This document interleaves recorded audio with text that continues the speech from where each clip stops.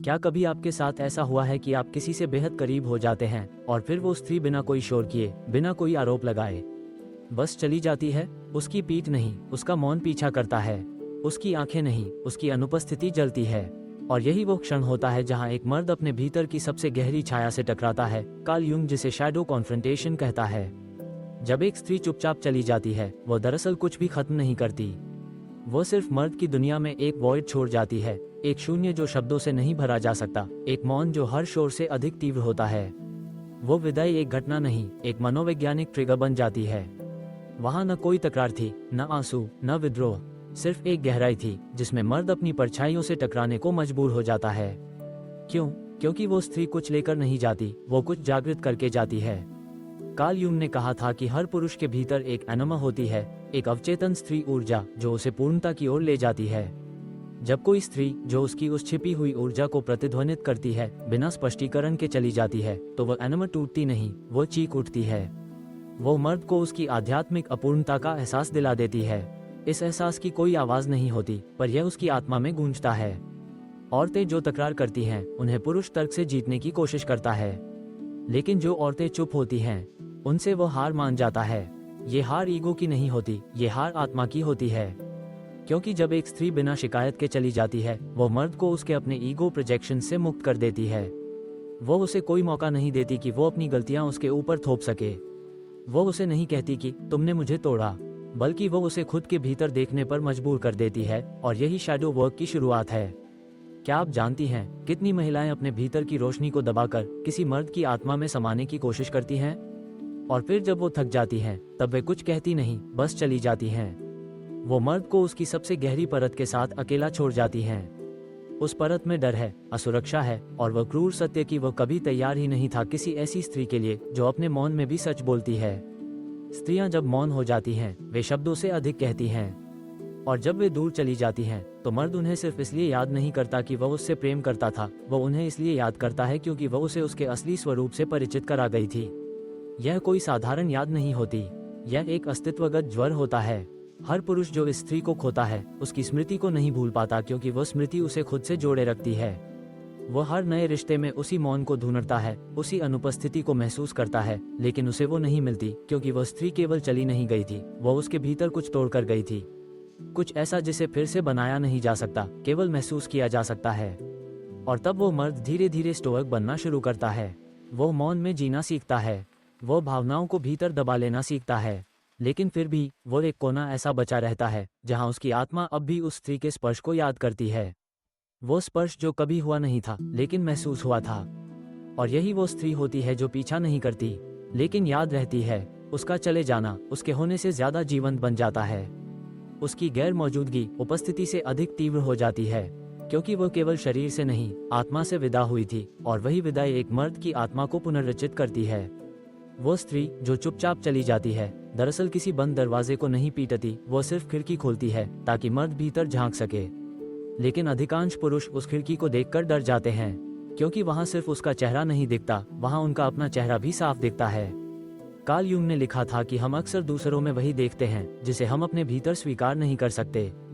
जब कोई स्त्री एक मर्द की आत्मा में इतनी गहराई से उतर जाती है कि वो उसमें अपनी ही छाया देखने लगे, तब उसके लिए उस औरत को सह पाना असंभव हो जाता है। वो स्त्री एक दर्पण बन जाती है, और दर्पण डरावने होते हैं जब तक कि आप स्वयं को देखने के लिए तैयार ना हो। इसीलिए जब वो चली जाती है, तो मर्द को पहली बार वो एहसास होता है कि वो उसे समझने की बजाय उससे भागता रहा, उसे संभालने की बजाय उसे नियंत्रित करने की कोशिश करता रहा, उसे महसूस करने की बजाय उसे परिभाषित करता रहा।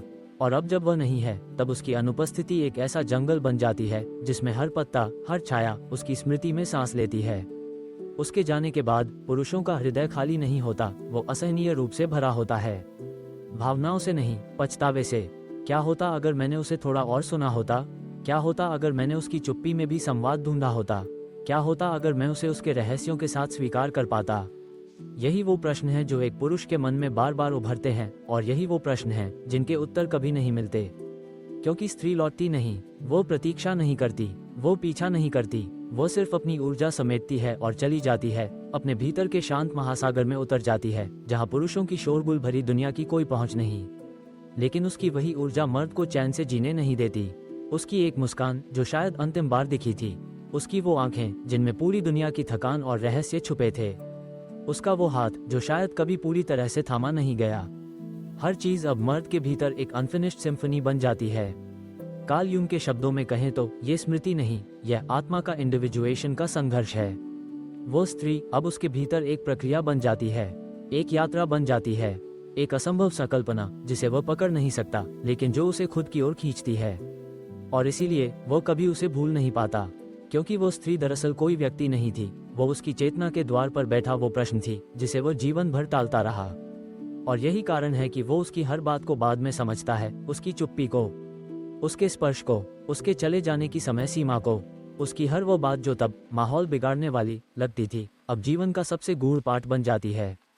और तब जब रातें लंबी होने लगती हैं और दिल थकने लगता है, वह मर्द चुपचाप खुद से कहता है, काश मैंने उसे तब समझा होता जब वो खुद को समझाए बिना भी मेरे पास थी, लेकिन उस समय ईगो बोलता था। अब एहसास मौन है, और मौन की यही भाषा सबसे अधिक स्पष्ट होती है, लेकिन अक्सर बहुत देर से समझ आती है। जब कोई स्त्री मौन में उतरती है और उसी मौन की ओट से निकलकर दुनिया से दूर चली जाती है, वह अपने पीछे कोई चीख नहीं छोड़ती, वो एक कंपन छोड़ती है। एक कंपन जो शब्दों में नहीं बांधा जा सकता, एक ऐसा भावनात्मक स्पंदन जो पुरुष के पूरे अस्तित्व में फैल जाता है। कार्ल यूंग ने चेतावनी दी थी, जो आत्मा तुम्हें भीतर तक झकझोर दे, उसका शरीर भले चला जाए, लेकिन उसकी उपस्थिति अवचेतन में छिपी रह जाती है।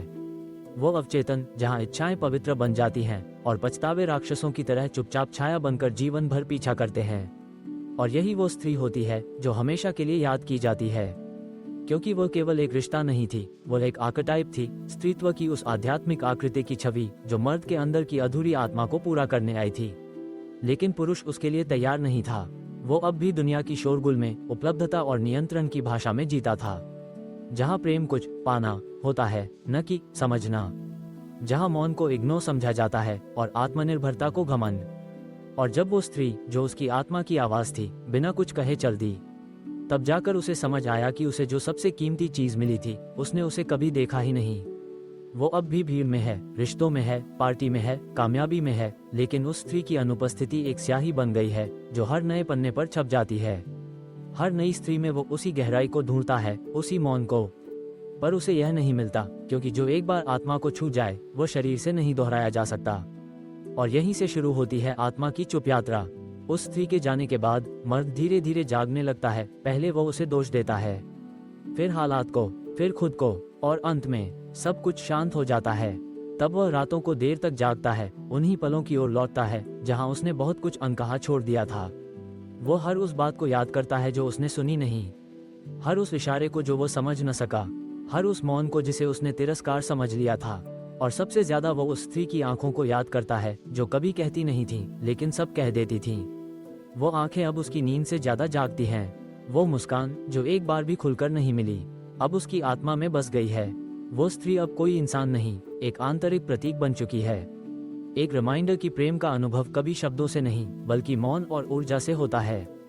और यही वो सीख है जो मर्द देर से लेकिन गहराई से सीखता है, कि स्त्री को समझने के लिए उसे सुनना नहीं, महसूस करना होता है, कि स्त्री को थामने के लिए उसकी हथेली नहीं, उसकी आत्मा को छूना होता है।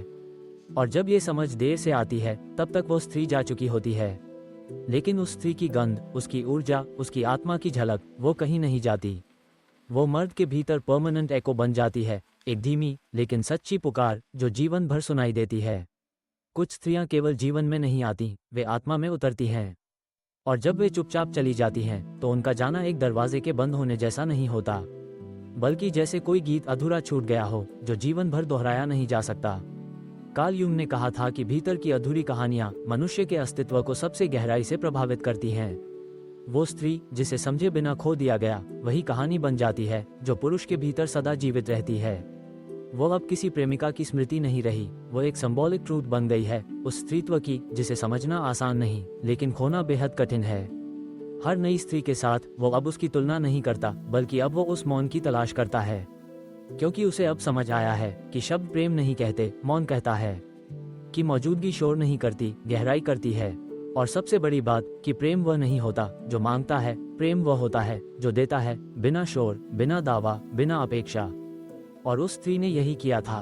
वो मर्द के भीतर अपनी ऊर्जा छोड़ गई थी, एक ऐसी ऊर्जा जो उसे खुद से परिचय करवा रही थी, वो स्त्री अब लौटेगी नहीं, क्योंकि वो अब भी उसी मौन में है जहाँ से वह निकली थी। लेकिन मर्द अब भी लौटता है, हर बार, हर रिश्ते के बाद, हर असफल स्पर्श के बाद वो लौटता है अपने भीतर, जहाँ उसकी परछाई अब उतनी डरावनी नहीं लगती, जहाँ उसकी अधूरी भावनाएं अब उसे तोड़ती नहीं, बदलती हैं। और यहीं से शुरू होती है इंडिविजुएशन की वह यात्रा जिसे यूंग ने आत्मा की पूर्णता कहा। उस स्त्री के चले जाने से जो टूटन हुई, वह टूटन नहीं, वो एक खुलाव था। उस मौन से जो शोर उठा, वह शोर नहीं, वो सत्य था। और उस खालीपन में जो घुटन महसूस हुई, वही उसकी आत्मा की सांस थी, जिसे वो अब तक अनसुना कर रहा था। अगर तुम कभी किसी मर्द की आत्मा में इतनी गहराई तक उतरी हो कि उसने खुद को तुम में देख लिया, फिर चाहे वो तुम्हें कभी स्वीकार न कर पाया हो, तुम उसकी चेतना का हिस्सा बन चुकी हो। और अगर तुम एक दिन चुपचाप चली गई, बिना किसी आक्रोश, बिना किसी चिल्लाहट, तो तुमने कुछ नहीं खोया। तुमने उसे उसकी सच्चाई के साथ छोड़ दिया। तुमने उसे उसकी अधूरी ऊर्जा के साथ सामना करने के लिए मजबूर कर दिया। और तुम अब कोई और नहीं रही, तुम उसकी यात्रा की आंतरिक गुरु बन चुकी हो। उस स्त्री की स्मृति अब किसी छवि की तरह नहीं, बल्कि किसी दर्पण की तरह है, जो उसे हर दिन याद दिलाता है कि वह कहाँ चूक गया। और यही कारण है कि एक मर्द हमेशा उस औरत को याद करता है जो चुपचाप चली गई, क्योंकि वो चुप्पी अब भी गूंज रही है उसके भीतर। जो स्त्री अपने मूल्य को जानती है, वह पीछा नहीं करती, वह चयन करती है।